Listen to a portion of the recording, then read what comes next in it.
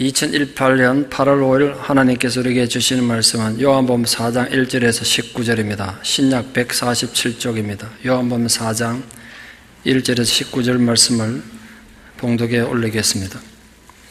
예수께서 제자를 삼고 세례를 베푸시는 것이 요한보다 많다는 말을 바리새인들이 들은 줄을 주께서 아신지라. 예수께서 친히 세례를 베푸신 것이 아니요 제자들이 베푼 것이라. 유대를 떠나서 다시 갈릴리로 가실새 사마리아를 통과하여야 하겠는지라. 사마리아에 있는 수가라 하는 동네에 이르시니 야곱이 그 아들 요셉에게 준 땅이 가깝고 거기 또 야곱의 우물이 있더라.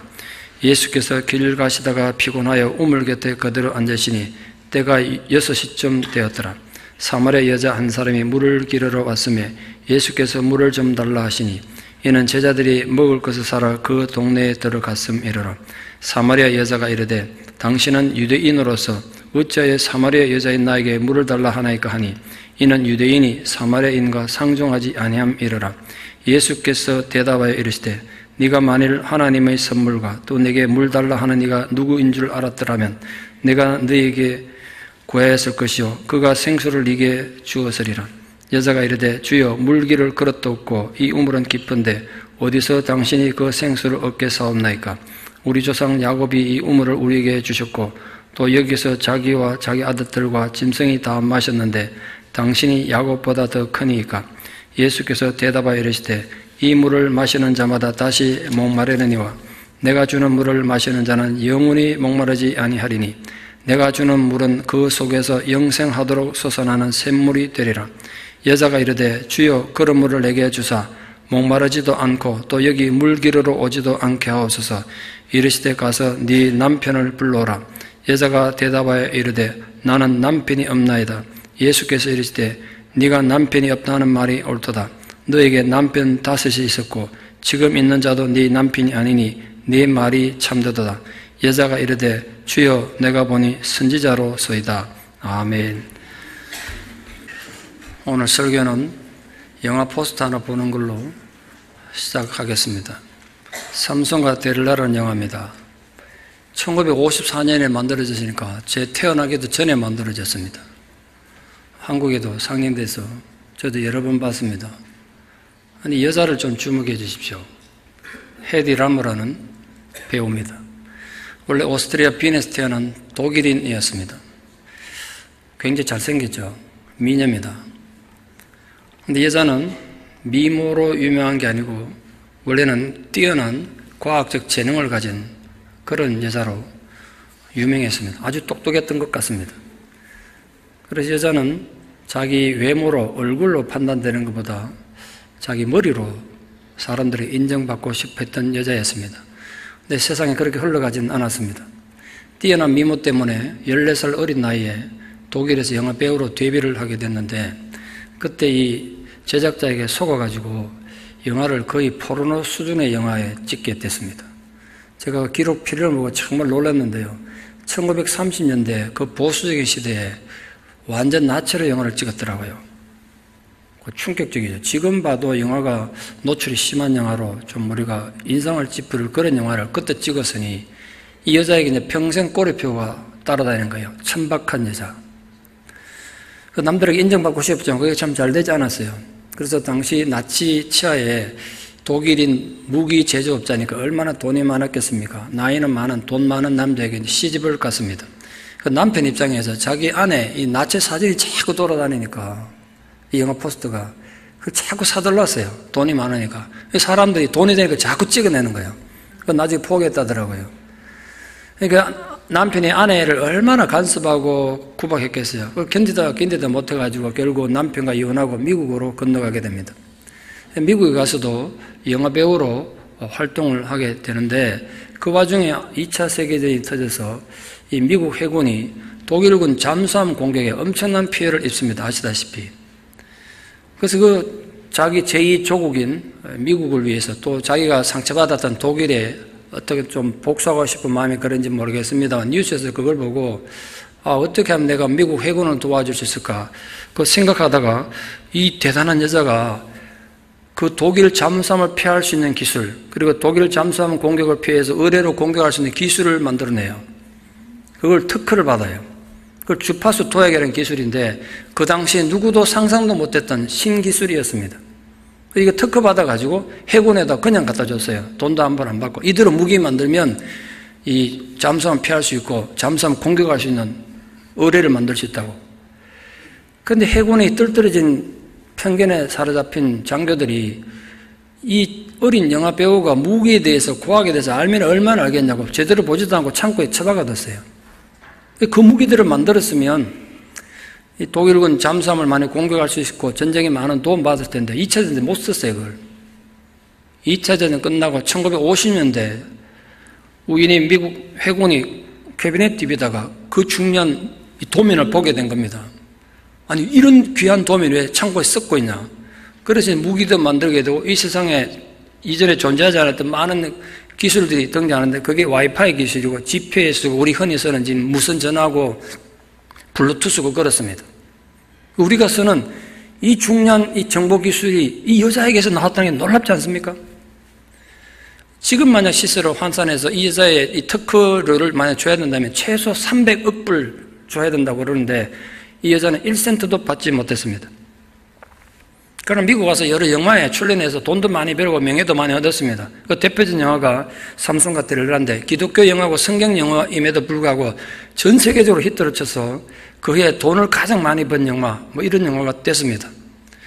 그러나 이 여자가 따라다니는 골프가 있지 않습니까? 천박한 여자.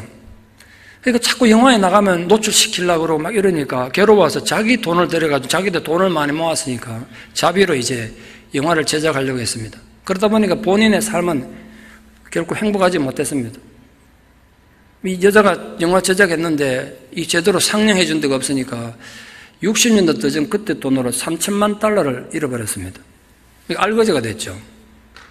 거기에 더하여 이 여자가 결혼을 6번 하고 6번 이혼을 합니다. 그러니까 얼마나 사회적으로 소문이 안 좋게 나겠습니까? 지금 자꾸 하울링이 생긴다면 잡아보십시오, 이거. 그러니까 대인기피증이 생겼습니다. 사람들 만나기 싫어했어요. 혼자 이제 언둔하는 사람이 됐습니다. 누구도 만나기 싫어하고. 특히 마지막 이혼할 때는 그 남편이 엄청난 부자였기 때문에 이혼하는 재판정에 나가기만 했으면 평생 먹고 사는데 지장 없는 막대한 이 위자료를 받을 수 있었는데 그게 나가기 싫은 거예요. 사람들 만나기 싫으니까. 자기 후배 중에 자기 비슷한 여자를 이렇게 분장시켜가지고 대신 내보낸 겁니다. 재판관 판사가 그거 모르겠습니까? 이 유명한 여자를. 그 괘씸죄에 걸려가지고 일전 한 번 못 받고 이혼을 당했어요.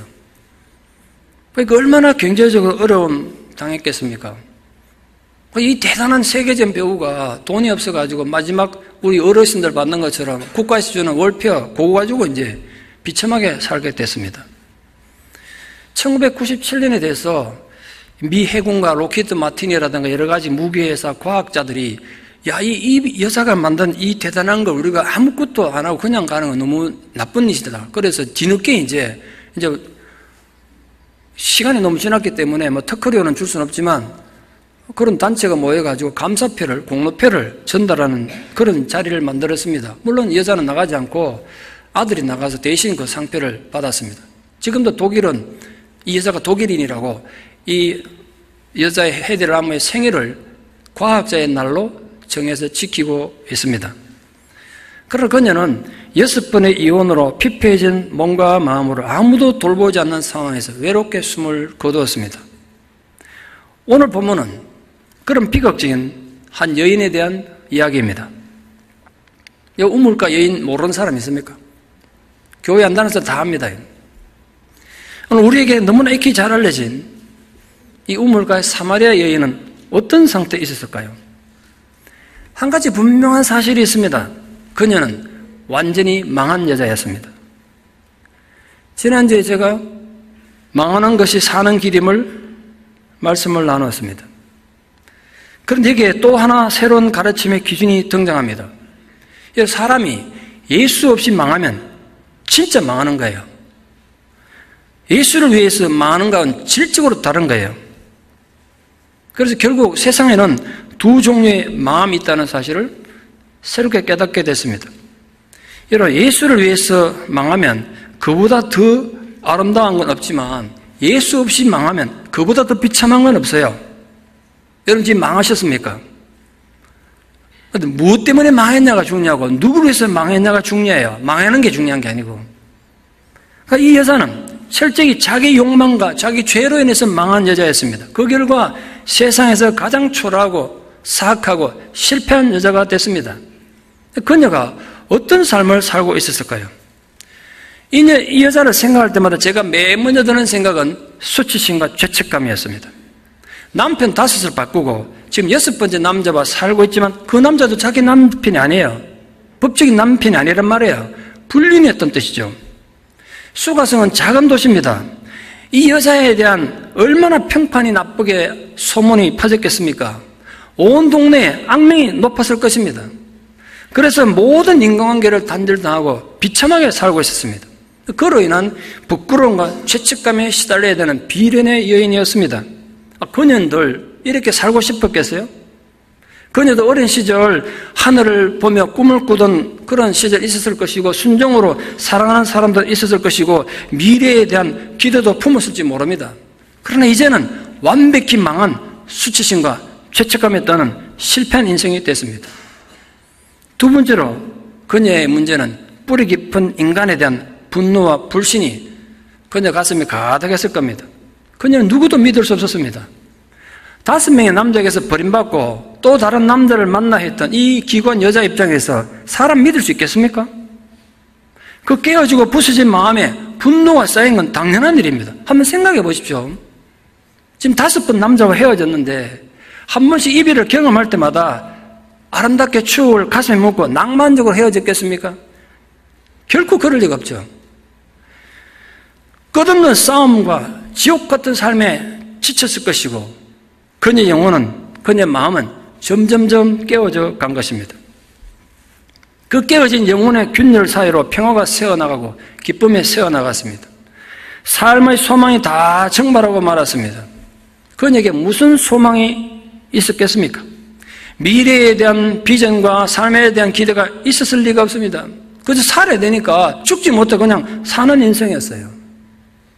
그리고 세 번째로 그녀가 가진 아픔은 누구도 이해할 수 없는 견고한 외로움이 그녀의 심장을 얼어붙게 만들고 있었습니다. 무슨 흑사병처럼 그녀를 견고하게 짓누르는 고독함만이 그녀의 유일한 친구였단 말이에요. 그녀에게 친구가 있었겠습니까? 남의 남자 6이나 빼앗아간 질 나쁜 여자? 누가 이런 여자의 친구가 되겠어요? 더위 때문에 아무도 물을 길어 나오지 않는 것이 그 지역의 문화였는데 오늘 6시로 되어 있습니다. 그 지금 시간 한 사람은 정오란 말이에요. 정오에 따가운 땡볕에 혼자 물 길러 나온 거 보면 얼마나 그녀가 고독하고 외로운 존재였는지 보여줍니다. 지금도 야곱의 우물은 존재해요. 근데 그 야곱의 우물은 마을 한가운데 있는 우물이 아니에요. 동네 우물이 아니란 말이에요. 이 성과 멀리 떨어진 외딴 우물이에요. 한낮에 무더위를 머리에 지고 터벅터벅 우물가로 걸어가고 있는 이 외롭고 지친 여자의 모습 보이지 않습니까? 지금 6번째 살고 있는 남자는 어떤 남자였을까요? 이런 여자 데리고 산 남자는 어떤 남자였겠나요? 보나마나 뻔한 남자 아니겠어요? 어쩔 수 없이 의지하고는 있지만 언젠가 이 남자도 떠나버릴지 모르는 상황입니다. 그러니까 더 외로웠습니다. 이 여인은 깊은 밤 뼛속 깊은 외로움에 잠이 깨고 그 고독의 무게를 감당하지 못해서 너무나 많은 눈물을 흘렸을 것입니다. 근데 고독은 이 여자만의 문제가 아닙니다. 현대인의 가장 큰 불치병이 고독입니다. 외로움입니다. 요즘 사람들 너무 외롭습니다. 칼 로르스라는 유명한 심리학자는 현대인들의 고독의 원인을 2가지로 정의했는데 첫째 하나는 자아를 상실했기 때문이다. 그래서 인간이 고독하다는 거예요. 자아를 상실한다는 게 뭐냐? 좀 쉽게 설명드리면 현대인들은 돈 때문에 양심을 값싸게 팔아먹은 지 오래란 거예요. 쾌락 때문에 자기 인격까지 팔아본 지 오래란 겁니다. 그러니까 껍데기는 옛날보다 더 화려한지 모르지만 그 실상은 들어가 보면 안은 텅텅 빈 쓰레기통 같아서 고독하다는 거예요. 두 번째로 믿고 자신을 내어줄 만한 그런 믿을 만한 대상을 발견하지 못했기 때문에 고독하다는 거예요. 사람은 자기 생명을 내어주고도 아깝지 않을 믿을 만한 대상을 찾을 때만 고독하지 않을 수 있고 삶의 의미를 가질 수 있습니다. 그러나 그녀에게는 믿을 사람이 아무도 없습니다. 둘러봐도 다 그놈이에요. 그래서 고독합니다. 그런데 어느 누가 다른 사람의 모든 기대를 만족시킬 수가 있겠어요? 애초에 불가능해요. 그러므로 고독은 언제나 우리 가까이 있단 말이에요. 여러분은 고독하지 않으십니까? 여러분은 그 고독을 어떻게 해결하고 있습니까? 오늘 수가성 여인의 고독은 그냥 남 얘기가 아니에요. 지금도 우리나 너무나 가까이 느끼는 우리 고독이란 말이에요. 오늘 여러분 그 고독한 상황 속에서 이 수가성 여인을 찾아와 주신 주님이 찾아와 주셔서 여러분의 그 아픔과 고독도 해결해 주시는 은혜가 있기를 축원합니다. 그럼 네 번째로 왜 이 여자는 이렇게 파괴된 인생을 살게 됐을까요? 오늘 예수님이 진단하셨어요. 그녀의 목마름 때문이었습니다. 앞서 말씀드린 여배우 헤드를 한 것처럼 이 여인은 목이 마른 여인이었습니다. 물론 이때 목마름이란 육체의 목마름을 의미하는 것이 아니라 삶에 대한 갈증, 영혼에 대한 목마름이었습니다. 이 세상의 그 무엇으로도 채울 수 없는 몸서리치는 목마름에 숨이 막힐 지경이었습니다. 그 뿌리 깊은 영적 갈망은 온 눈물을 퍼마신다고 해결될 수 있는 게 아니었습니다. 그 채워지지 않는 영적 갈증을 다른 것으로 채우려고 하다 보니까 이 남자 저 남자 품을 떠드는 여자가 돼버렸어요. 지금 함께 사는 남자한테 믿을 수 있겠어요? 언제 이 남자도 떠나버릴지 알 수가 없습니다. 그래서 타는 목마름은 더 심해져 갖고 그 불안함으로 그녀의 삶은 뿌리째 흔들리고 있었습니다. 그 목마름이 왜 생겼을까요? 뭐 성장 과정에 문제가 있을 수도 있고 개인의 인격적인 문제일 수도 있죠. 근데 아십니까? 인간은 본질적으로 어차피 욕망의 존재예요. 여러분, 어머니 뱃속에서 아이가 태어나는 순간 욕망을 갖고 태어난 거 아십니까? 그게 현대 심리학의 정의란 말이에요. 인간은 태어날 때부터 먹고 싶은 욕망, 안전하고 싶은 욕망, 사랑받고 싶은 욕망, 전부 욕망이에요. 남에게 줄 수 있는 게 없어요. 욕망을 갖고 태어나는 존재란 말이에요. 그 헛된 욕망을 헛된 것으로 채우려고 하다 보니까 욕망만 더 커지는 거예요. 인간의 욕망은, 그 갈증은 근본적으로 다른 인간의 위로로 해결될 수 있는 게 아닙니다. 자기 욕망과 갈증을 해결하겠다고 이 사람 저 사람 찾아다녀봤자 더 비참한 존재가 될 뻔해요. 내면에서 솟구치는 주님의 위로가 반드시 필요합니다. 내면에서 솟구치는 주님의 위로와 생명수만이 세상의 욕망에서 인간을 자유하게 할 수 있습니다. 모든 탐욕으로부터 인간을 자유하게 한단 말이에요. 지금 영혼의 갈증으로 지쳐있는 분들 혹시 있습니까? 그 무엇이 내게 있고 그 사람만 있으면 나의 목마름이 해결될 것 같습니까? 여러분, 스스로 속지 마십시오. 스스로에게 속지 말란 말이에요. 영원한 생명수 되신 예수 그리스도만이 여러분의 그 끝모를 갈증과 배고픔의 유일한 해결책이라는 사실을 든든히 붙잡고 비록 사막 같은 세상을 지나갈지라도 믿음으로 승리하는 분들 되기를 축원합니다. 두 번째로, 이 예수님과 사마리아 여자의 만남이 얼마나 충격적이고 혁명적인 사건인지 이해하기 위해서 이 사마리아인들과 유대인들의 뿌리 깊은 갈등의 역사를 좀 이해할 필요가 있습니다. 뭐 단편적으로 제가 이미 여러 번 말씀드렸습니다만 이 유대인들과 사마리아인들은 서를 향해서 경멸하고 적개심을 가지게 된 적어도 4가지 정도의 역사적 배경이 있습니다. 첫 번째 배경은 원래 이 북쪽 이스라엘, 남쪽 유다는 한 나라였습니다. 지금 남북이 한 나라였던 것처럼. 근데 BC 926년에 인간들의 범죄로 북쪽과 남쪽이 나라가 분열되고 BC 722년 북이스라엘이 아수리에 망할 때까지 200년 동안 싸웠습니다. 물론 일시적인 짧은 기간, 평화를 누린 기간도 있습니다만 여러분 생각해 보시죠. 같은 언어를 쓰고 같은 문화를 가진 같은 민족인데 국경을 맞다고 200년을 싸웠어요. 그 갈등이 얼마나 뿌리 깊겠습니까? 두 번째로 722년, BC 722년 북이스라엘이 아수리에게 멸망한 뒤에 이 아수리의 혼혈 정책으로 인해가지고 북쪽 이스라엘 사람들은 이제는 이스라엘 사람이라는 정체성을 다 잃어버리고 100% 혼혈족이 되어버렸습니다. 그 이스라엘 사람이 아닌 거죠, 유대인 입장에서. 그래서 무시당했습니다, 민족적으로. 세 번째로 더 심각한 문제가 있는데요. 남쪽 유다도 바벨론의 포로를 갔다가 하나님 은혜로 귀환하게 됩니다. 와서 맨 먼저 한 게 이제 성전을 재건하는 건데 사마리아 사람도 외롭잖아요. 자기들도 하나님 아는 사람들이니까 우리도 성전 재건하는데 좀 도와주겠다. 우리도 같은 민족을 좀 인정해 달라는 거예요. 유다 사람들이 단호히 거절했습니다. 그러니까 자존심 상하고 외로워진 이 사마리아 사람들이 너희들만 성전이냐? 그럼 우리가 성전을 짓겠다. 그래서 거리심산에다가 사마리아인들만 하는 성전을 새로 지었어요. 그리고 모든 성경은 부정하고 모세 오경만을 경전으로 하는 새로운 여호와 종교를 만들어버렸습니다. 그러니까 남쪽도 하나님 믿고 북쪽도 하나님 믿는데 전혀 다른 종교가 생긴 거예요. 마치 알라도 하나님 믿고 우리 기독교도 하나님 믿지만 적기대가 싸우는 것처럼 북쪽 이스라엘도 사마리아 종교도 분명히 야훼를 믿고 남쪽도 야훼 믿지만 종교적으로 싸우게 된 겁니다. 종교 전쟁이 무섭잖아요. 마지막으로 네 번째로 결정적인 사건이 하나 벌어진대요. 이스라엘 백성들이 시리아로 억압당할 때 시리아에게 그 독립한 하수몬 왕과 독립전쟁 제가 얘기한 적이 있습니다. 그 독립한 뒤에 BC 129년에 힐카누스가 제사장에서 왕이 된 사람이 사마리아를 쳐들어가가지고 그 눈에 가시 같은 사마리아 성전을 완전히 불태워서 가루를 만들어버렸어요. 지금 이 성경에 쓰일 당시에 이 사마리아에서 예배드려야 됩니다 뭐 이렇게 말하지만 사마리아는 아무것도 없는 거예요. 성전이 다 불타 없어졌어요. 그러니까 사마리아인 입장에서는 유대인들이 얼마나 적개심을 가지고 싫어했겠어요. 우리 성전을 불태운 나쁜 놈들 이렇게 된 거예요. 이런 긴 역사적 대립과 갈등으로 유대인들은 사마리아인들은 진성처럼 무시했고 사마리아인들은 큰 피해의식으로 유대인들을 정말 나쁜 사람들로 미워하고 저주했습니다. 그 결과 남쪽 유다에서 위에 있는 갈릴리 지역으로 가려면 사마리아를 통과해 가면 3일이면 갈 수 있습니다. 그런데 유대인들은 그 사마리아에 지나가기 싫어가지고 동쪽 광야로 길로 돌아갔다. 그럼 일주일을 걸어가야 돼요. 그렇게 하면서도 유대인들은 혹시라도 먼지 하나라도 사마리아인들의 먼지가 예루살렘에 들어올까봐 사마리아 입구에 옷을 벗고 다 털고 돌아왔습니다. 이 정도로 서로 싫어했단 말이에요.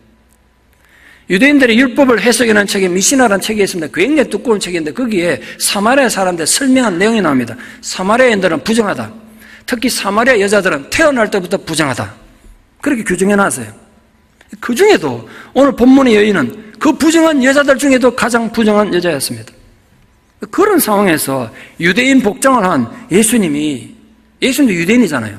사마리아 여자에게 물을 달라고 한 건 그 당시 문화에서 얼마나 혁명적인 사건인지 얼마나 납득하기 힘든 사건인지 아시아 본문이 우리가 가슴에 와닿는단 말이에요.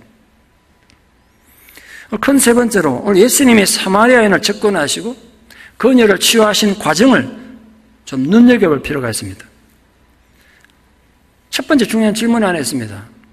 예수님은 사마리아를 지나가셨는데 우연히 지나가셨겠습니까? 아니면 계획적으로 일부러 지나가셨겠습니까? 어느 쪽일 것 같습니까? 앞에서 살펴본 그런 역사적 뿌리 깊은 갈등을 고려해 보건대 예수님 제자들 다 유대인들이에요.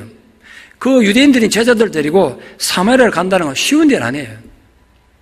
그래서 본문에 사마리아를 지나가셔야 하겠는지라 이건 분명히 예수님이 일부러 사마리아를 지나갔다는 거예요.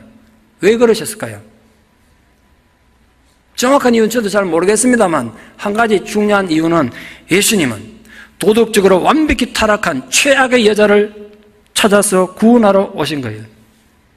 예수님 구원의 대상에는 어떤 제한도 한계가 없음을 이 사마리아 여자 사건이 보여주는 거예요. 적어도 예수님 당대에 가장 타락한 여자가 이 여자거든요. 가장 악한 사람이 이 여자란 말이에요. 이 여자를 구원하기 위해서 예수님이 일부러 사마리아를 지나가기로 하셨대요. 예수님이 타락한 사마리아 여자 영혼을 구원하기 위해서 어떤 단계와 어떤 자세를 보여주셨는지 좀 우리가 정리할 필요가 있어요. 오늘 본문은 예수님과 이 사마리아 여자의 대화로 이루어져 있습니다. 그런데 여인을 대하는 예수님의 이 단계적인 접근하고 또 예수님을 대하는 여자의 인식의 변화가 이중 구조로 이렇게 겹쳐져 있습니다. 예수님 아주 사소한 일상의 문제를 시작해서 그녀 영혼의 가장 깊은 문제로 관심을 확장시켜 가셨지 않습니까? 그 반면에 여자는 예수님을 처음에 한 유대인 남자를 알았다가 이제 랍비를 알았다가 그 다음에 선지자를 알았다가 나중에 마침내 메시아 구세주로 고백한다고요. 첫 번째 우리에게 너무나 익숙한 이 본문에서 제가 이번에 설교 준비하다 전혀 새롭게 읽게 되고 은혜 받은 한 장면이 있습니다. 성경에 이렇게 되어 있습니다. 예수님이 피곤하셨다. 예수님이 피곤하셔서 길 가다가 우물가에 그냥 주저앉으셨대요. 예수님도 인간이라서 이렇게 피곤을 느끼는 존재다. 그걸 설명하기 위해서 기록됐을까요? 저도 예전에 그래 많이 가르쳤고 그렇게 배웠습니다. 근데 이번에 다시 설교 준비하다가 그 장면이 제게 확 들어와서 다시 묵상하다가 그것만이 아니라는 사실을 알게 됐어요. 그게 전혀 다른 의미가 있음을. 예수님이 피곤하셔서 우물가에 앉으셨기 때문에 오늘 성경에 등장하는 가장 비도덕적인 한 여인을 구원할 수 있었고 그로 인해서 이 수가성 한 마을을 구원할 수 있었던 겁니다. 그러니까 주님의 철저한 배려였음을 새롭게 깨닫게 됐어요. 만약에 말입니다. 예수님이 피곤해하지 않으시고 평소처럼 그저 혈기왕성하셨다면 제자들이 먹을 것을 구하러 마을로 들어갈 리가 없었죠. 수가성도 분명히 사마리아 마을이란 말이에요. 결코 제자들이 들어가서 먹을 것을 구할 곳이 아니에요. 유대인들은 절대로 사마리아인들과 함께 식사하거나 교제를 하면 안 됐기 때문에 그 전통은 일반 유대인들은 말할 것도 없고 예수님 제자들에게도 마찬가지였어요. 오죽했으면 예수님 나중에 십자가 죽으시고 부활하시고 성천한 뒤에 제자들이 성령을 받습니다. 그래서 전혀 새로워진 사람이 돼가지고 땅끝까지 이르러 복음을 전하는 그런 사람들이 되었음에도 불구하고 사마리아인에게는 복음을 전하는 건 금지되어 있을 뿐 아니라 사마리아인과 한 자리에 앉아있는 것만으로도 교회에서 비판과 정죄의 대상이 되었던 것이 사도행전에 기록되어 있습니다. 그러니까 지금 이 상황에서 제자들 입장에서 사마리아 마을로 들어가서 먹을 거 구한다는 건 상상조차 하기 힘든 일이죠. 그런데 심각한 일이 벌어진 거예요. 자기들 앞인 예수님이 피곤해가지고 쓰러져 지쳐듯이 우물가에 앉는 거 보고 마음이 급해진 거예요. 아니 선생님이 배가 너무 고프시고 힘드셔서 더 이상 걷지를 못하시네. 그럼 우리 어떡하지? 그 제자들이 너무 다급하니까 사마리아 마을로 먹을 걸 구하러 간 거예요. 그래서 예수님이 온 동네에 소문난 이 죄 많은 사마리아인과 대화를 할 수 있었던 거예요. 이 어디가 제 상상력입니다만 만약에 제자들이 가지 않고 함께 있었다면 사마리아인이 와가지고 예수님과 대화할 때 절대로 그만뒀을 리가 없다고 생각해요. 가만히 있지 않았을 거예요. 이 제자들이 사마리아 여자 쫓아버렸을 거예요. 증거가 있어요. 같은 유대인인데도 어린아이들이 예수님께 왔을 때 제자들이 화내면서 쫓아냈어요. 같은 유대인인데 아이를 쫓아내는 이 제자들이 사마리아 여자가 다가와서 예수님과 대화하는 걸 그냥 두고 봐야 절대로 있을 수 없는 일이죠. 어디 감히 사마리아의 더러운 여자가 와서 우리 선생님하고 대화를 하냐 쫓아냈을 거라고요. 그런데 지금 오늘 본문에 왜 그게 기록된지 아십니까? 이때 제자들은 먹을 것을 구하러 없었다 이렇게 돼 있다고요. 그 대화가 가능했단 말이에요. 그래서 제가 은혜 가운데 정말 중요하게 깨닫게 된 사실 하나, 예수님은 죄 많은 한 여인을 위로하고 그 불쌍한 영혼을 구원하시려고 그녀처럼 배고프시고 피곤하셨대요. 이것은 예수님의 공감 능력, 배려심을 보여주는 중요하고도 소중한 장면이라고 생각합니다. 왜냐하면요, 예수님 후에 제자들이 먹을 것을 가져와도 먹지 않고 거절하셨어요. 예수님 배가 고프시고 피곤하셨던 것이 사실이었다면 제자들 가져온 식사를 하셨겠죠. 예수님 이렇게 말씀하셔서 내게는 관심이 따로 있다. 내 양식은 따로 있다. 육신의 배고픈 건 문제가 아니다. 예수님은 삶에 지쳐 외롭고 고독한 한 여인의 영혼을 구원하는 데만 관심이 있었지 배고픈 데는 관심이 없다고 거절했단 말이에요. 그래서 또한 두 번째로 인종의 장벽을 뛰어넘어서 이 사마리아 여인에게 먼저 말을 건네신 예수님을 좀 눈여겨볼 필요가 있습니다. 여인에게 물 좀 달라고 그러셨습니다. 두 번째 질문입니다. 예수님이 정말 목이 말라 물이 마시고 싶어 그랬을까요? 요즘 이 대기가 안 좋으니까 목이 굉장히 안 좋습니다. 저처럼 목이 말라 물 마시려고 물 좀 달라 진짜 그랬을까요? 문맥을 보면 전혀 아닙니다. 그 말이 아니고는 이 여인과 대화를 시작할 수 없었기 때문에 그래요. 물들어 나온 여자니까 물에 대한 관심이 많겠죠. 그 상대방의 관심사로 대화의 물꼬를 여신 거예요. 유대인들은 복장이 달랐고 말투가 달랐기 때문에 한눈에 유대인이라는 걸 사마리아인들이 알아봤다고요. 그래서 여자가 놀라서 물었어요. 당신은 유대인 남자로서 당신들이 가장 더럽다고 생각하는 사마리아 여자 나에게 말을 겁니까? 그렇게 예수님께 대꾸했어요. 세 번째 질문이 있습니다. 오늘 질문이 좀 많죠. 여러분 상상을 좀 동원해 보십시오. 이 말할 때 여자가 어떤 어투로 말했을 것 같습니까? 성경에 그건 없으니까 우리가 읽어내야 돼요. 부끄럽고 수줍어서 말했을까요? 아니면 아주 비꼬고 공격적인 어투로 말했을까요? 어느 쪽일 것 같습니까? 투표해 볼까요? 제가 생각해 보니까 절대로 요조 숙녀가 외간 남자가 말하니까 부끄러워서 이래 말하지 않았을 것 같아요. 정말 비꼬면서 공격하는 투로 그래 말했어요. 당신이 유대인 남자잖아. 얼마나 우리를 평소에 개처럼 취급해야 돼. 나한테 말을 다 할 거냐? 그래 공격했단 말이에요. 이유가 뭐라고요? 그녀는 평생 남자들에게 배신당하며 한평생 살았는데 지금 생각해보면 그 여자 입장에서는 이제는 우리를 개처럼 취급한 이 유대인 남자도 나를 희롱하느냐? 이 남자까지도 나에게 이렇게 수작거냐? 화가 났을 것 같아요. 공격적으로 보면 말했단 말이에요.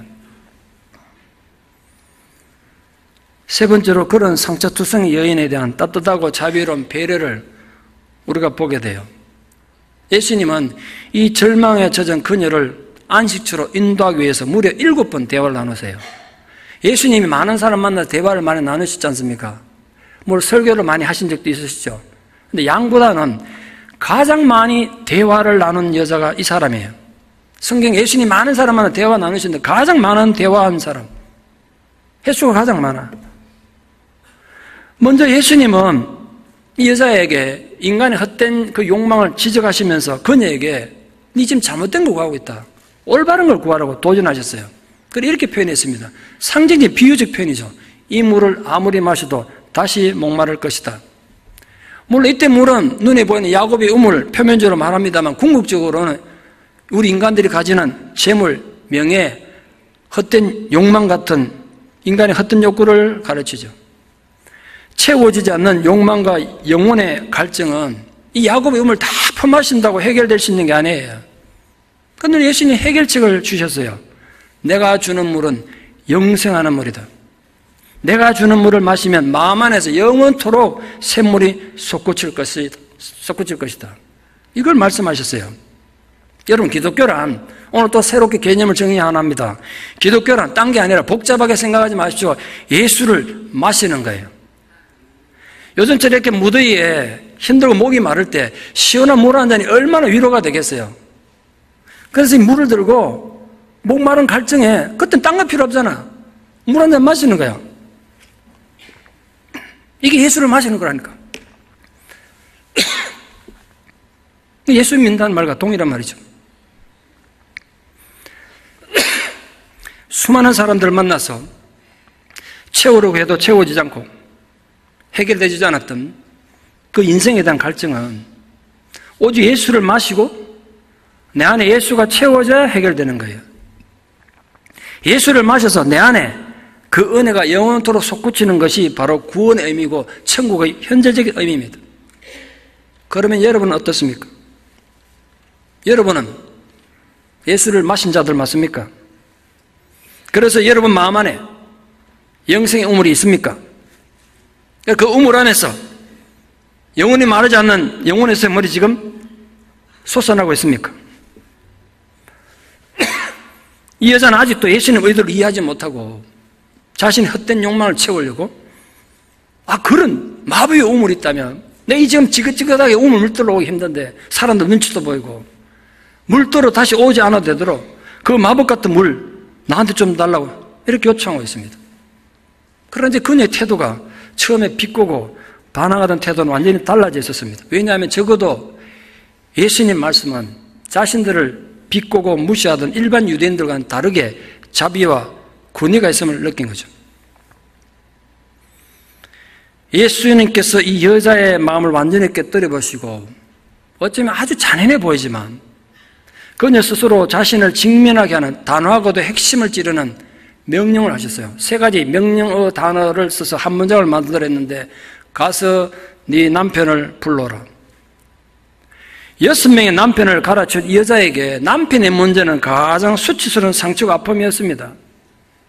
왜 예수님은 공개적으로 그녀 아픔을 이렇게 건드리고 드러내게 했을까요? 예수님 진짜는 이 여자에게 주고 싶었던 건 자신의 문제가 뭔지 외면하고 내 삶에 진짜 문제가 뭔지 모르고 늘 갈증과 배고픔을 살아온 이 여자로 하여금 너의 문제가 진짜 뭔지를 직면하게 하신 거예요. 자기 내면을 죄로 가득 채운 자가 이 세상에서 만족을 누리면서 살 수는 없습니다. 자신의 내면을 죄로 가득 채운 자가 절대로 행복하게 살 수는 없습니다. 잊지 마십시오. 내 안에는 죄가 깨달아지고 그게 제거되지 않으면 영혼의 안식은 없습니다. 아무리 하나님의 생수가 폭포수처럼 부어져도 내게는 한 방울의 은혜도 받지 못할 겁니다. 은혜가 없어서 아니에요. 하나님 자비가 없어서가 아니라고요. 내 안에 죄로 가득 차 있으면 한 방울의 은혜도 내게 영향을 주지 못한다고요. 한평생을 수치와 분노와 죄책감 속에 살아온 그 가련한 여인에게 자유를 주고 진정한 평화를 주기 위해서 오늘 예수님께서 네 남편을 데려와라, 그 아픈 말씀을 통해서 영혼의 외과 수술을 하시는 거란 말이에요. 오늘 예수님 명령은 회개 없이는 영생이 없다는 사실을 지적하신 거예요. 삶의 근본적인 변화가 없이는 하나님 나라의 복된 삶을 살 수가 없다는 걸 말씀한 거예요. 이 여자는 지금 남편의 문제를 해결하지 않고는 절대로 만족을 누릴 수 없습니다. 영혼의 갈증을 해결할 수 없을 것입니다. 궁극적으로는 구원을 받을 수 없을 것입니다. 예수님이 남편에 대해 이야기한 건 그녀를 괴롭히기 위한 것도 아니고 정죄하기 위한 건 더더욱 아니었지 않습니까? 그녀가 자신의 죄의 짐을 완전히 벗고 자유하게 하기 위해서 그렇게 말씀하셨어요. 그녀의 치욕스럽고 고통스러운 죄악의 굴레를 완전히 벗어나게 하기 위해서였어요. 근데 그거는 어떤 변명이나 거짓이나 자기 합리화가 아니라 진정하고 솔직한 자기 고백에서 시작됐어요. 나는 남편이 없나이다. 누구나 드러내고 싶지 않은 아픔이나 부끄러움 하나쯤 갖고 삽니다. 누구나 그래요. 그런 수치는 하나쯤 갖고 산다고요. 이 여인에게는 남편이 그런 존재입니다. 이 여인 입장에서는 부끄럽고 그보다 더 비참한 말이 없습니다. 그녀 한평생에 가장 치욕스러운 말이 남편의 문제예요. 가급적이면 이 말은 하지 않고 살기를 바랐습니다. 그러나 자기 평생에 이렇게 솔직하게 고백하게 되는 날이 오리라고는 꿈에서조차 상상도 하지 못했을 겁니다. 나는 남편이 없나이다. 이 고백은 지금 5 남자와 헤어지고 6번째 남자는 살고 있지만 법적으로 정당한 남편이 아니라는 고백이에요. 그런데 이 고백이 그녀를 살린 거예요. 하나님 앞에 인간이 이렇게 벌거벗은 영혼으로 나아간 경우는 성경에 잘 없어요. 이 고백을 하는 순간 예수님이 얼마나 감격해 하셨을까? 아마 예수님이 목이 메이셨을 것 같아요. 아마 예수님이 이렇게 마음을 외치든지 성경에 기록되지 않았지만 여자에게 말했을 것 같아요. 그래, 네가 그 대답하기까지 얼마나 험악한 세월을 살았냐? 얼마나 무시당하고 살았느냐? 얼마나 스스로를 학대하고 자학하며 살았느냐? 그러나 오늘 너는 다시 태어난다. 이제 너는 천사보다 더 깨끗한 하나님 자녀로 다시 태어난 것이다. 예수님 그렇게 말씀해 주시는 겁니다. 10년 전에 제가 설교하면서 말씀드렸던 거 얘기입니다만 본문을 위해서 다시 한번 말씀드리려 합니다. 제가 열방대에서 훈련받을 때 아주 연세 많으신 선교사님 부부에게서 들은 간증입니다. 이분들이 호주에서 선교하셨던 분이신데요. 아주 연세가 많으신 분이셨어요. 이분들은 평생 호주에서 어떤 선교하셨느냐, 그 시드니 가면 몸 파는 여자들이 많대요. 그 어린 창녀들을 대상으로 회개시키고 그 죄된 삶을 떠나서 정상된 삶을 살다 도와주는 그런 사역이었습니다. 얼마나 어렵겠어요. 그 여자들이 고분고분 말 들었겠습니까? 근데 그 중에 기적적으로 그 과거에 자기 잘못을 깨우치고 그 죄된 삶을 버리고 돌아온 한 여자가 있는데 이름이 셀리라는 여자였습니다. 그녀도 험한 세상 잘못 만나가지고 이 남자 저 남자에게 몸을 팔던 여자였습니다. 이 선교사님들에게 은혜 받고 회개하고 옛날 삶으로 돌아갈 수는 없으니까 이 선교센터 와서 사역을 도와주는 그런 분이 됐습니다. 근데 이분들이 이제 은퇴를 하게 돼가지고 연세가 많으니까 미국으로 돌아오게 되는데 그동안 사역하느라 휴식을 못 가졌기 때문에 비행기 타고 하면 금방 오겠지만 배를 타고 오게 됐어요. 휴가 겸해서. 근데 배 타고는 도중에 전보를 하나 받습니다. 셸리한테서 받은 전보예요. 선교사님, 제가 이번에 결혼을 하게 됐습니다. 제 배우자는 센터에 같이 있는 암흑의 목사님입니다. 그랬어요. 근데 부인 선교사님이 이 전보를 받아들고 기가 막힌 거예요. 그래서 남편 뭐 이렇게 말해서 아이고 이걸 어째 앞길이 창창한 젊은 목사님이 셸리처럼 험한 과거를 가진 여자를 아내를 만나신 앞으로 어떡하지? 이렇게 말했어요. 그때 그 남편 선교사님이 이렇게 정성하게 말했어요. 여보, 셀리는 깨끗해. 주님 안에서 천사처럼 깨끗해. 누가 그걸 부정할 수 있겠어? 그때 부인이 여보 죄송해요. 제가 말을 잘못했네요. 당신 말이 맞아요. 셀리는 이제 천사처럼 순결해요.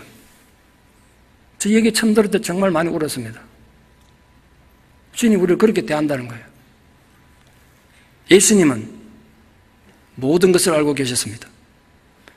그녀가 지금 어떤 처지에 있는지 훤히 꿰뚫고 계셨습니다. 그래서 예수님이 사마리아를 간 건 결코 우연이 아니란 거예요. 예수님은 바로 이 여자를 만나기 위해서 그 목적으로 사마리아 땅을 의도적으로 지나가신 것입니다. 그럼 마지막 결론적으로 오늘 우리 말씀을 어떻게 우리 삶에 적용해야 되겠습니까? 제가 한국에서 목회할 때인데요, 재활원에 설교하러 간 적이 있습니다. 목사님들이 돌아가면서 이제 설교하는데 제 차례에서 갔어요. 그 재활원은 한때 거리에서 몸 팔던 여자들이 잡혀가지고 감옥 갔다가 나와가지고 다시 그 옛날 삶으로 돌아갈 수 없으니까 기술을 배워서 재활하고 훈련하는 그런 곳이었습니다. 예배 드리기 전에 원장 권사님이 저를 사무실에 불러서 차 한잔하자 갔더니 뜻밖의 얘기를 이렇게 말했습니다. 목사님 오늘 설교하실 때는 혹시 예화를 들 때라도 성경에 나오는 사마리아 여인은 얘기 안 했으면 좋겠습니다. 목사님들만 오면 사마리아 여자 얘기해가지고 여자들이 너무 힘들어한다는 거예요. 자기 과거들이 있으니까 안 했으면 좋겠다더라고요. 이해되지 않습니까? 그 마음. 오늘 설교 주면 그때 또 생각나더라고. 오늘 수가성 여인뿐 아닙니다. 주님은 우리가 비참해져 있을 때, 삶에 지쳐 실패했을 때 그 비참한 자리까지 찾아와 주시는 분이세요. 그게 제가 성경에서 발견한 은혜 중에 은혜입니다. 왜 그게 은혜입니까? 우린 지난 몇 주 동안 믿음으로 시작된 구원이 행함으로 완성된다고 배웠습니다. 천국은 행함과 믿음의 양날개로 날아서 간다고 배웠습니다. 그런데 여기에 필연적으로 누구에게나 닥치는 심각한 문제가 하나 있어요. 내가 믿음으로 구원받긴 했는데 행함에 실패할 때는 어떻게 하느냐. 내 구원의 양 날개 중에 행함의 날개가 부러져 버렸을 때 그것도 어떻게 하냐면 그냥 앉아서 저주받아 죽어야 되냐? 영원히 꺼지지 않는 지옥불에 대한 공포 속에 살다가 비참하게 죽어야 되냐 말이에요. 그런데 더 안타까운 건요, 이 무서운 현실에 tou쳐서 자유로운 사람은 아무도 없어요. 이 자리에 예배드리는 여러분 중에 아무도 이렇게 자유로운 사람 없어요. 누가 다 행하고 삽니까? 저도 그래 못 살아요. 그래서 우리 심각한 문제 앞에 노출되어 있는 거예요. 우리 어떻게 해야 되냐 말이야. 행하지 못하는데.